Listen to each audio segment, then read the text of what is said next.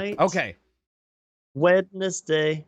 Enough silly Launch. banter. We need to get into the meat and potatoes of today's episode, which is number one. Like I said at the top of the show, Jetoptera is back in the news. And when I say Jetoptera is back in the news, I mean it because they've been dormant mostly since they were selected for the AFWERX down select into the next level, announcing that they were going to obviously partner up with a big name, Northrop Grumman, in entering this process for the AFWERX, which is going to be the high-speed VTOL competition.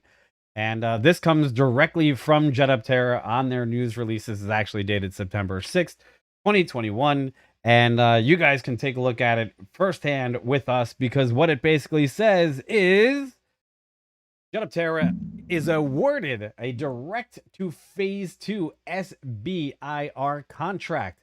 That means that the U.S. Air Force has taken to a liking of Jetoptera's technology and their direct phase 2 small business innovation research. And that basically means that this awards them the ability to go ahead and start pursuing, yes, the building of the fluidic propulsive system. And after they actually entered the first competition, which was to make sure that it was actually in an anechoic chamber, that it met the regulations that the Air Force was looking for. But it looks like now they're going to be able to get this thing built. And on top of that, not only that, they're saying that they're going to be able to build this thing and they're going to enable it into an aircraft to take off vertically and transition smoothly to a wing-borne flight. And there's going to be adapted high efficiency thrust and lift augmentation to a wing, enabled aircraft. And on top of this, they're calling this the 3-in-1. And at the very middle, what they're saying here is the aircraft can also accelerate to jet speeds. Okay. Now, that little caveat right there is that is huge news because this lays down the ability for Corey. He's going to give you a little bit more information on what that it kind of all means in English. But what I can tell you right off the bat is it's going to get built. Number one, they have good partners. Number two, number three, this is almost better than an SPAC because you have the funding of the U.S. government. And lastly, last but not least, it's going to be a lot faster than people think.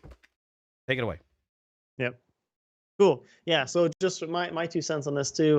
So just maybe break down a little bit what you guys are looking at. So it says that Jetoptera was awarded the direct to phase 2 SBIR. Okay. Sounds great. Awesome. What does that mean?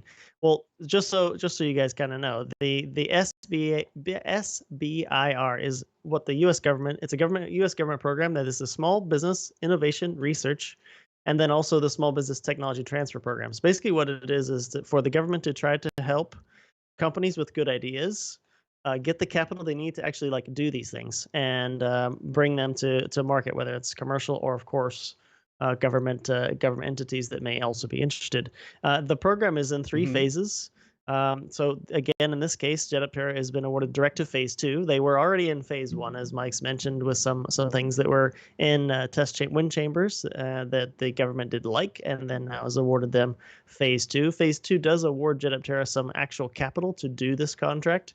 It's a 15-month contract for Jetoptera. Normally it's 24 months, but this is a 15-month contract in this case. And at the conclusion of this, they may move to phase 3 of this program, but phase 3 is more of commercialization. So the company would move into commercialization, actually building something they would actually bring to market. And there's no SBIR funds awarded in phase 3. However, that's the kind of time in phase 3 where other companies, other entities that may be interested in that technology would bring forth their own money for further research and development or further contracts to bring to markets. Well, also bears noting one thing. They're fully funded on the WeFunder now. They raised their capital number. Yes. Yeah. So that's another thing. They're at 1.5 or something, I think.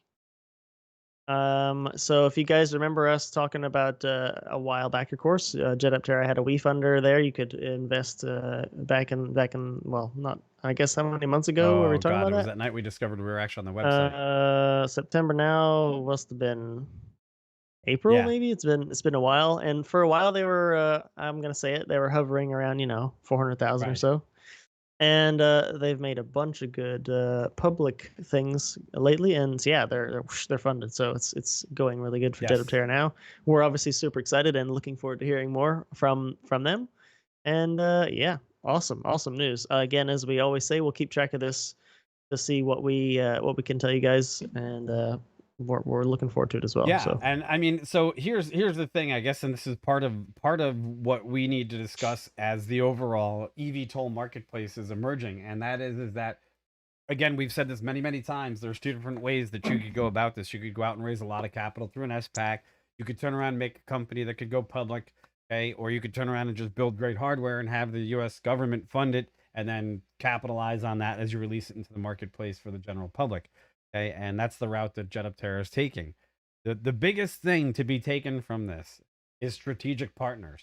Okay, strategic partners like the U.S. Air Force, and having them be part of your quote unquote creative funding, and then turning around and going to WeFunder so you can maintain more of the creative control of what your product is going to do. And then finally, the fact that you're with Northrop Grumman, you have Honeywell, you have other companies on board that are huge players in the industry, speaks volumes for the fact of why I continually state unequivocally that these guys are one of the ones to watch. And I think Corey and I both share that excitement that this is one of those companies that has the potential to be an earth-shattering, evolutionary, if not revolutionary, company in that space.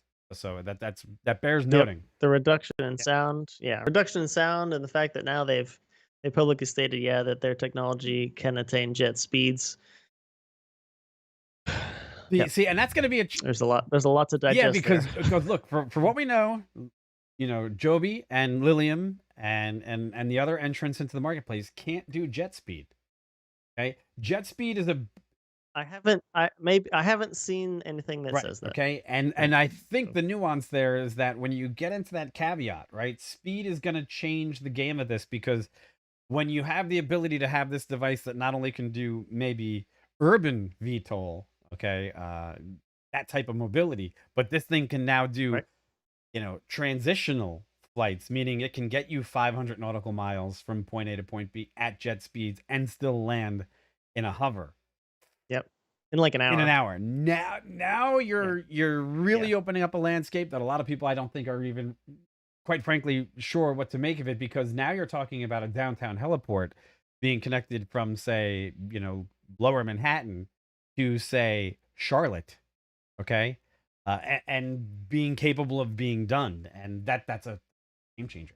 So hey, and of course, I mean, we can read between the lines too, right? I mean, having Northrop Grumman on board and Air Force and all that, I mean, it's not just commercial applications we would imagine would be here, and that's not a stretch. I mean, I can see it on the wall. I don't know what you're speaking of. What are you talking about? Yeah, I know. There's nothing we can really speak about anyway, but I mean, that's the okay. And the other part of it is, look, we personally left Andre and Todd from Jetoptera alone because we knew they were in a critical phase of development. We have an ongoing conversation with them. We have an open email chain with them. We basically left it open for a reason, because I'm sure they're going to watch this, number one. Number two, we did because they said they were busy, and we were like, you know what?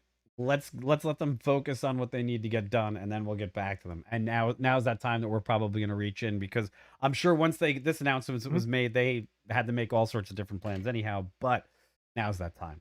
So look forward to that. It's coming. All right, folks, like, subscribe. Yeah, very exciting. Like, subscribe, follow. Let us know what you guys think down in the comments below. We've left you some links, and then we'll see where this is going to develop.